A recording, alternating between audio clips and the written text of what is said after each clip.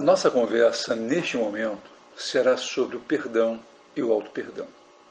E para termos uma visão diferenciada e mais profunda sobre o tema, utilizaremos o olhar sobre a lente do Espiritismo. Mas de onde vem esse termo perdão? De onde é que nasce essa ideia de perdoar? Perdoar vem de uma expressão latina, per mais donare. Per é um prefixo que quer dizer além de, e donare é doar. Quando juntamos per mais donare, forjamos a expressão doar além, dar um pouco a mais. Per donare, doar além. José Raul Teixeira. A criatura humana é muito especial, ao lado das virtudes que procura desenvolver a duras penas, há umas tantas tormentas de difícil liberação. Dentre essas tormentas que muito infelicitam a vida do indivíduo no mundo, está a dificuldade em perdoar. É muito complicado perdoar. Por que não temos o costume de perdoar ao outro e a nós mesmos? Bem, vamos às questões conceituais com base na doutrina espírita. Alberto Almeida diz assim: perdão é uma lei da natureza, aparece em nossas vidas e requisita uma competência para lidar com ele, sendo uma necessidade cotidiana que nos auxilia a vencer nossas limitações. Haroldo Dutra já coloca da seguinte forma: é remédio capaz de curar e libertar a alma, sendo condição necessária para mantermos nossa integridade psíquica. Emmanuel, no livro Estudo e Viva, no capítulo Perdão em Nós, tem um trecho que diz assim: todos somos suscetíveis de erro, e por isso mesmo, perdão é serviço de todo instante, mas assim como o compositor não obtenha a sinfonia sem passar pelo solfejo, o perdão não existe de nossa parte ante os agravos grandes, se não aprendemos a relevar as indelicadezas pequenas. Joana de Ângeles, no Espírito e Vida, no capítulo 42, tem um destaque que diz assim: perdoar é impositivo para cada hora e todo instante. No livro Renúncia, ditado pelo Espírito Emmanuel, a personagem principal comenta assim sobre o perdão: Jesus perdoa, não com as formas verbais, tão fáceis de anunciar, mas com a renovação do ensejo de purificação. O corpo terrestre é tenda preciosa, na qual podemos corrigir e engrandecer a alma, apagar as nodas do passado obscuro. Em nosso lar, o livro ditado pelo Espírito André Luiz a Chico Xavier apresenta a seguinte fala sobre o perdão: perdoar verbalmente é questão de palavras, mas aquele que perdoa realmente precisa mover e remover pesados fardos de outras eras dentro de si mesmo. Então é importante que nós possamos refletir sobre esses conceitos. Por quê? Porque o que na realidade entendemos de perdoar? Se é necessário, se é importante, mas perdoar então seria concordar com todos os erros do outro? Perdoar seria passar por cima dos erros que encontramos pelo caminho, dos nossos próprios erros? Porque nós vamos falar não só do perdão, como do auto-perdão daqui a pouco também. Então, o que seria perdoar? Perdoar seria algo em que nós teríamos que fechar os olhos e ver o que está errado, achar certo. Vamos buscar a ajuda de alguns estudiosos, que eles vão dizer assim para a gente: perdoar não é aprovar comportamentos negativos e impróprios, tanto os seus como de outra pessoa. Abuso, violência, agressão, traição e desonestidade são algumas coisas que podem ser completamente inaceitáveis. Não pode haver perdão genuíno se a raiva ou o ressentimento forem negados ou ignorados. Perdoar não é manter uma atitude de superioridade ou de se achar melhor do que os outros. Se você perdoa alguém porque tem pena ou porque o acha tolo ou estúpido, você confundiu o perdão com arrogância e está agindo como um juiz. Perdoar não significa que você deva mudar o seu comportamento. Se eu perdoo um amigo de quem estou afastado, não preciso voltar a ligar para ele, a não ser que eu realmente queira. Jesus, em um ato de amor supremo, mesmo estando crucificado no madeiro, ergue aos céus a voz tristonha e compassiva: perdoai-lhes, meu Pai, não sabem o que fazem.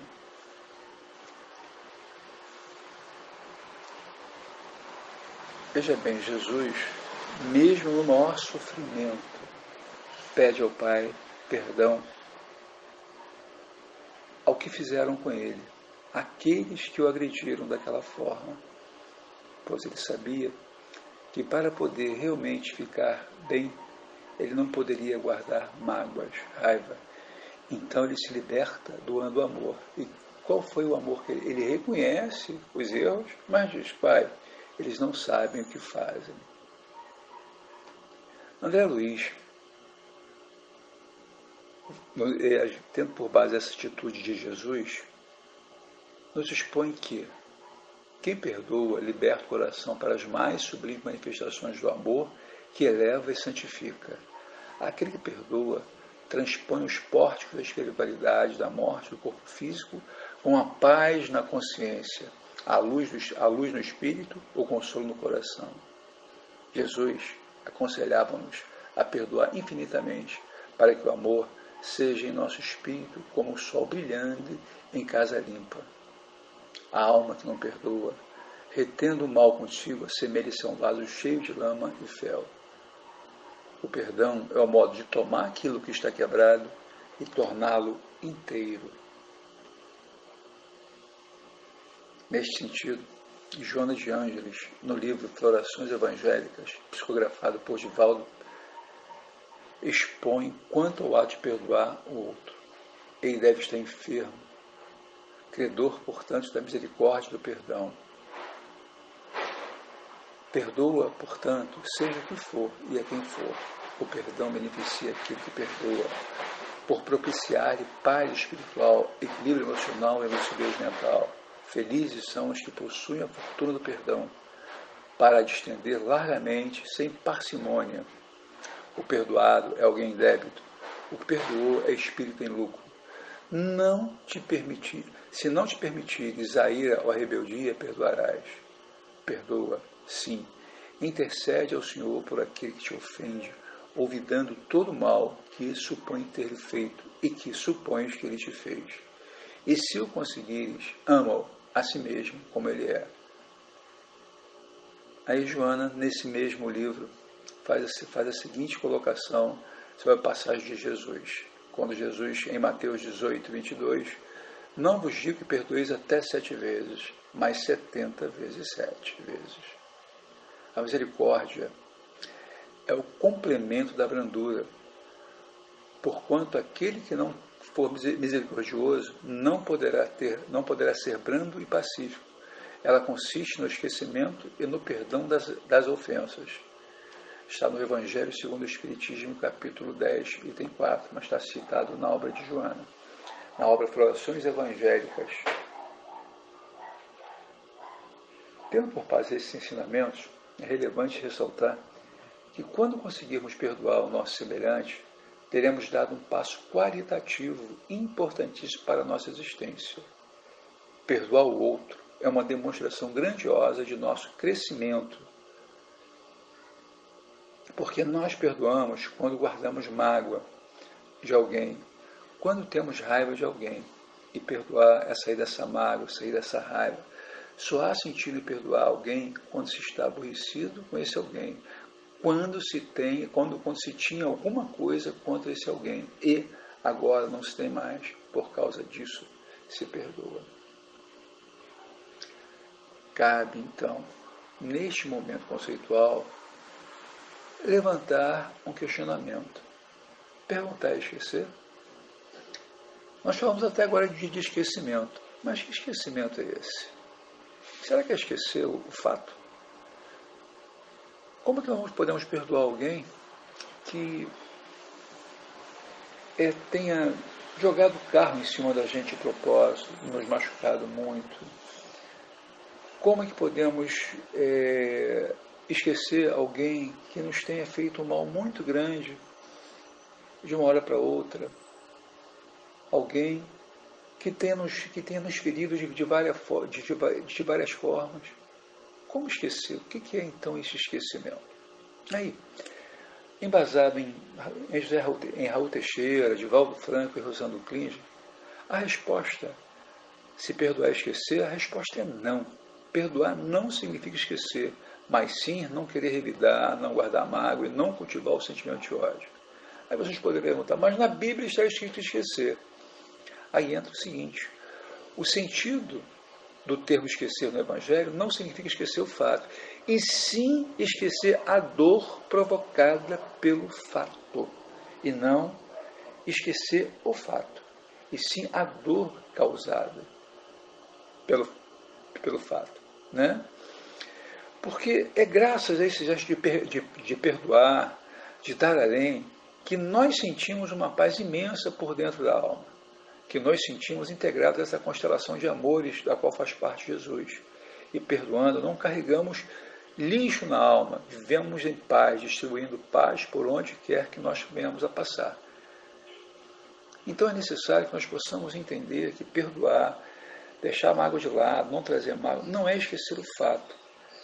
É deixar claro e é ter clareza de que o fato vai existir sempre. Não temos amnésia, não estamos com uma doença no sistema nervoso que nos impeça de lembrar das coisas, mas que essa lembrança não nos traga mal-estar, não nos traga dor. Tá? Então, o esquecimento dito no Evangelho não é esquecer o fato, e sim esquecer a dor causada pelo fato.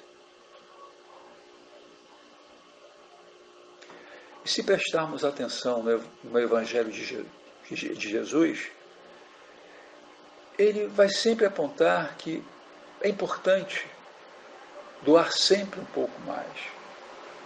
É nesse sentido que o perdão é um remédio santo. E é graças a essa capacidade de perdoar que nós avançamos mundo afora com o coração limpo, sem guardar lixo dentro dele. Naturalmente, quando pensamos nessa questão do perdão, da limpeza da alma, da tranquilidade consciencial, devemos imaginar quantos indivíduos dos quais precisamos que nos perdoem, quantas são as pessoas das quais esperamos um gesto de perdão.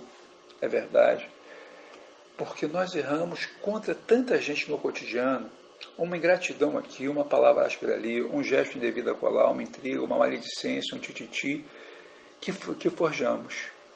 Então, quando a consciência cai em si, começamos a pensar como seria bom se aquelas pessoas contra as quais agimos nos pudessem perdoar. O perdão, de fato, é um remédio santo.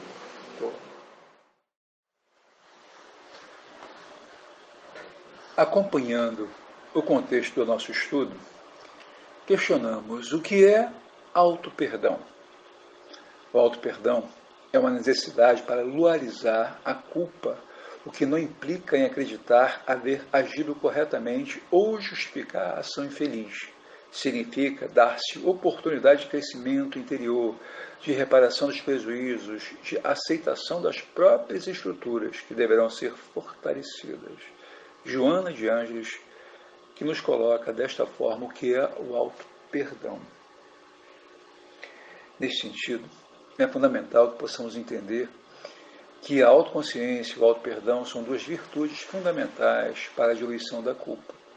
Porém, é necessário o treino do autoacolhimento amoroso que precisa ser irrigado pelos 5 sentimentos básicos a saber.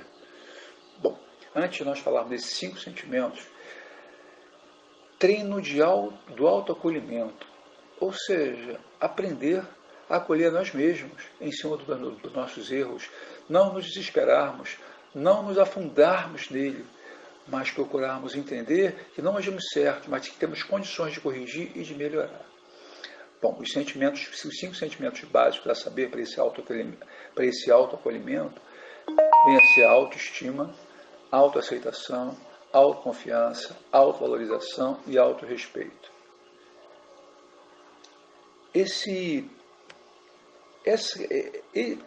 itens, né, que a gente está discutindo agora, são itens muito relevantes. Por quê? Para o auto-perdão, se eu não tenho uma boa estima de mim mesmo, se eu não me aceito, se eu não confio em mim, se eu não me valorizo e não me respeito, como é que eu vou ver alguma coisa que eu possa fazer de bom? Eu vou sempre me achar uma pessoa é fraca, uma pessoa que não tem direito a nada. Então eu jamais vou me perdoar, jamais vou me amar. Eu não vou conseguir me admirar, eu não vou conseguir me ver como um ser capaz de ser respeitado, nem por mim mesmo. Né? Então esse exercício viabiliza a nossa autorrenovação por amor e pelo amor, mas a manutenção do estado culposo impossibilita tudo isso. Ou seja, o que adianta nós mantermos a culpa, o remorso? Qual vai ser o valor desse remorso? O remorso faz o quê? Nos imobiliza. Fiz, agora fez. O que nós fizemos? Se nós nos amamos, vamos procurar corrigir aquele erro. Vamos procurar acolher, nos autoacolher em cima desse erro. Não justificar o erro, não. Mas entender que erramos e como poderemos corrigir o que acabamos de fazer de errado. Então, por isso que eu insisto e repito, essa nossa autorrenovação tem que ser feita por amor e pelo amor. Somente o auto-perdão nos libera para a reabilitação diante da consciência, se assumirmos a responsabilidade do erro e nos esforçarmos reflexivamente para repará-lo. Então veja bem uma coisa, quando a gente fala de auto-perdão, a gente não está falando em concordar com o nosso erro, mas é uma coisa que nós buscamos a nossa consciência de entender que houve uma responsabilidade e é pelo fato, e não uma culpabilidade. Então vamos começar a entender que vamos enxergar a responsabilidade dos erros e tentar corrigi-los. E não buscar a culpa, ficar com remorso e não fazer nada e cada vez nos afundarmos mais nos nossos erros. Quando nós libertamos dessa questão forte mental, né? Vamos chamar esse lixo mental, né? Amontoado pelo estigma de culpa,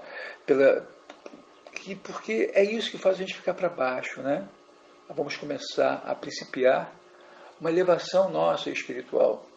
E toda uma atividade nova se nos apresenta favorável, abrindo-nos espaço para a saúde integral.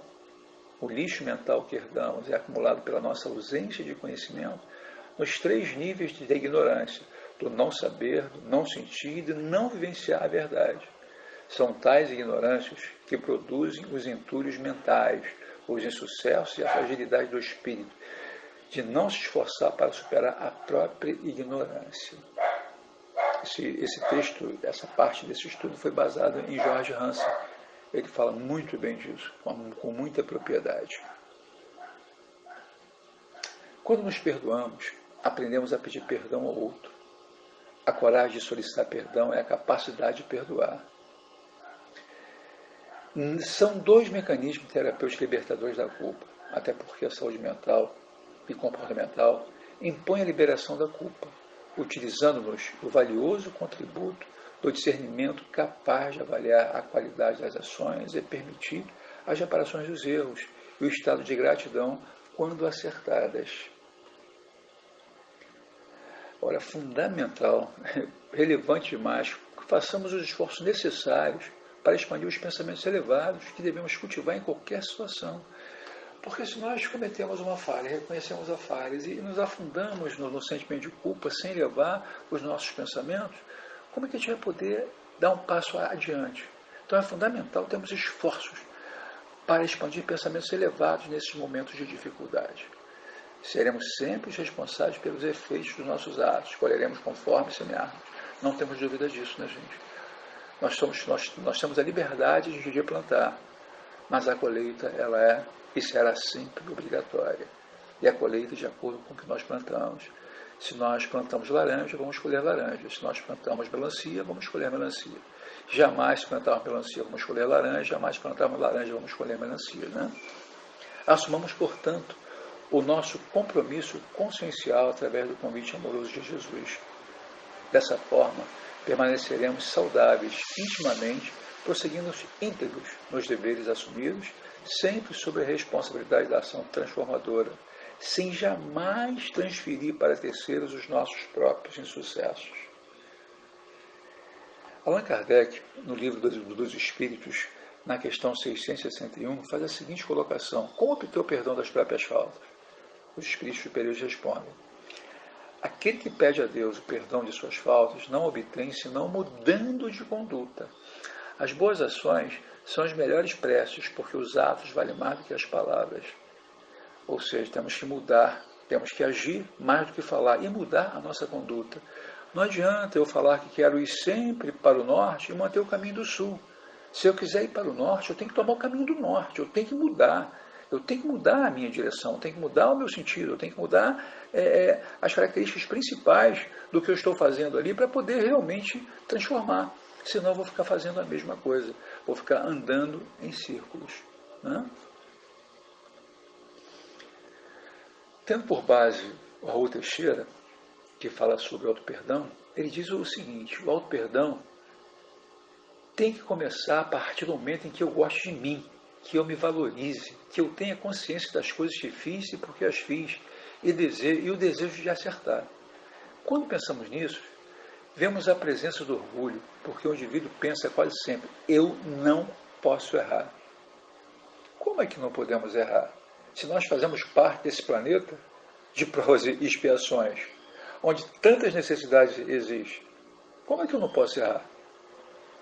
Se eu estou em fase de aprendizado, de crescimento, estou nas lutas por desenvolver minhas potencialidades. Por que aqui eu não posso errar?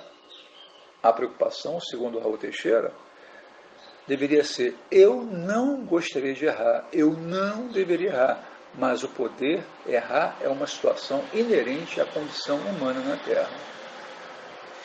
Entretanto, a partir do momento em que eu admita que posso errar e procurarei não errar de propósito, para que meu equívoco não se converta no erro, estou dando chances ao ser humano que sou para que cresça, para que se desenvolva, para que se ilumine, para que se aprimore. Deste modo, perdoarmos é fundamental para que não saiamos arrastando complexos de culpas.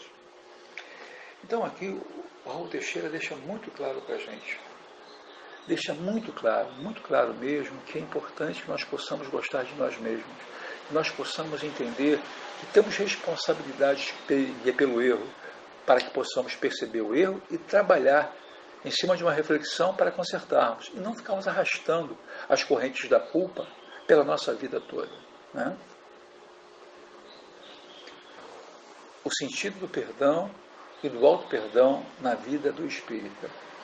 Espíritas, jamais vos esqueçais de que, tanto por palavras como por atos, o perdão das injúrias não deve ser um termo vão, pois que vos dizeis espíritas, sede-os, dito pelo espírito Simeão, em Bordeaux, em 1862, está no Evangelho segundo o Espiritismo. Ratificando esse pensamento de Simeão, Emmanuel nos afirma que o perdão e o auto-perdão é requisito essencial no erguimento da libertação e da paz. Percebe-se assim que a capacidade de perdoar a nós mesmos e ao próximo é o melhor caminho para experimentarmos e conquistarmos a paz interior. Buscando a essência desse processo, perdão e auto-perdão na perspectiva espírita, a resposta dada pelos espíritos a Kardec à pergunta 886 do livro dos Espíritos deixa bem claro o papel do perdão para o espiritismo. Kardec pergunta para os espíritos: qual o verdadeiro sentido da palavra caridade, como a entendia Jesus? Benevolência para com todos, indulgência para com as imperfeições dos outros, perdão das ofensas. Reforçando esses princípios, Paulo, o apóstolo, está no Evangelho segundo o Espiritismo, explica o ato de perdoar da seguinte forma: perdoar os inimigos é pedir perdão para si próprio, perdoar os amigos é dar-lhes uma prova de amizade, perdoar as ofensas é mostrar-se melhor do que era.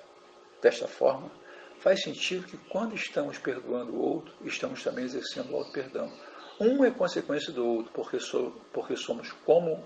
nós somos com o outro como somos conosco mesmo.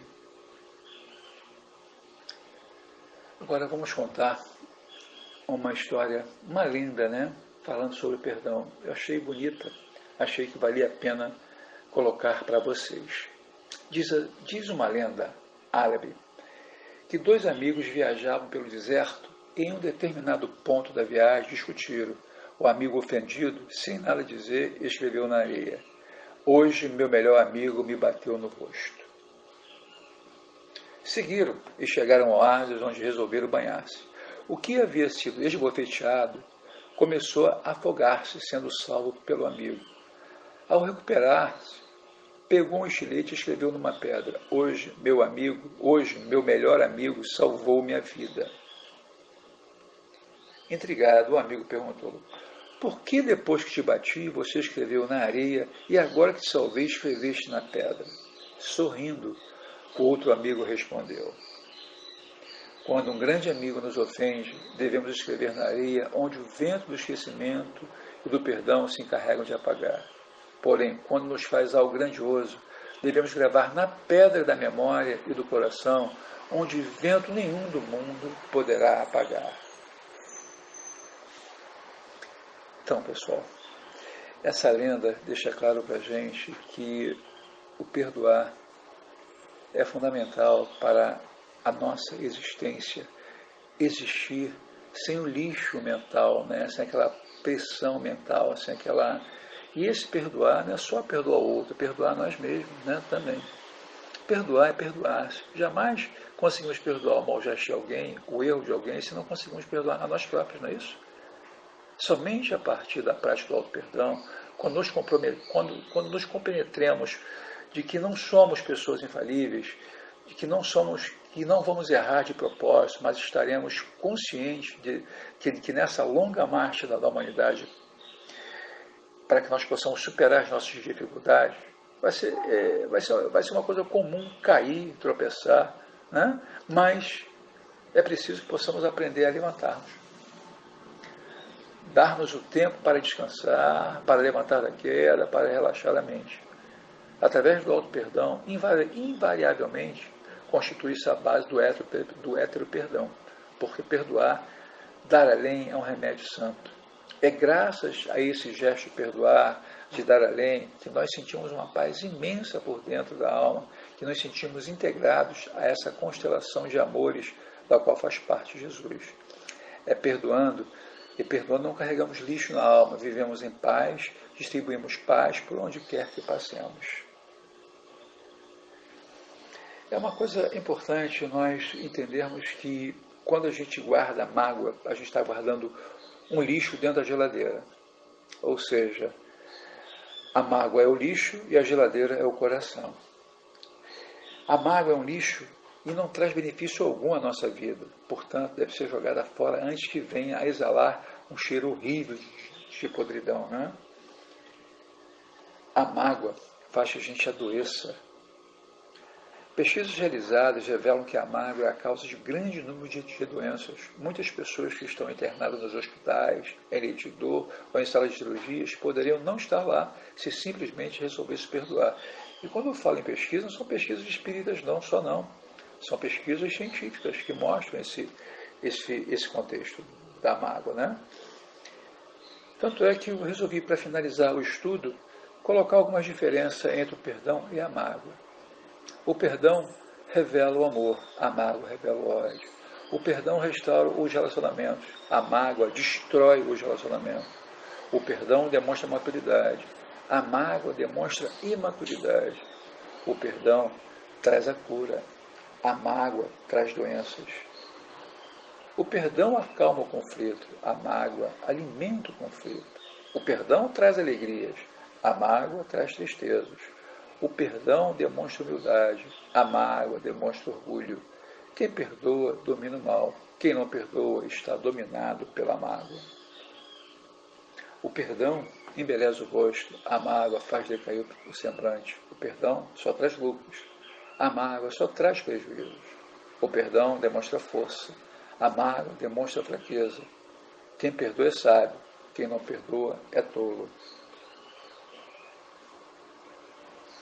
Sede indulgente, meus amigos, porquanto a indulgência atrai a calma, ergue ao passo que o rigor desanima, afasta e irrita. No capítulo 10, item 16, José, Espírito Protetor do Evangelho segundo o Espiritismo. O perdão é a expressão máxima da misericórdia de Deus. Perguntar-lhe ao sábio o que é o perdão. Ele respondeu: é a fragrância que sai das flores quando são esmagadas. Perdão não é um sentimento, é uma atitude. Perdoe a si mesmo pelas escolhas que o fizeram sofrer. Você não tinha a maturidade que tem hoje. Meus amigos, a gente encerra aqui a nossa fala sobre o perdão e o auto-perdão.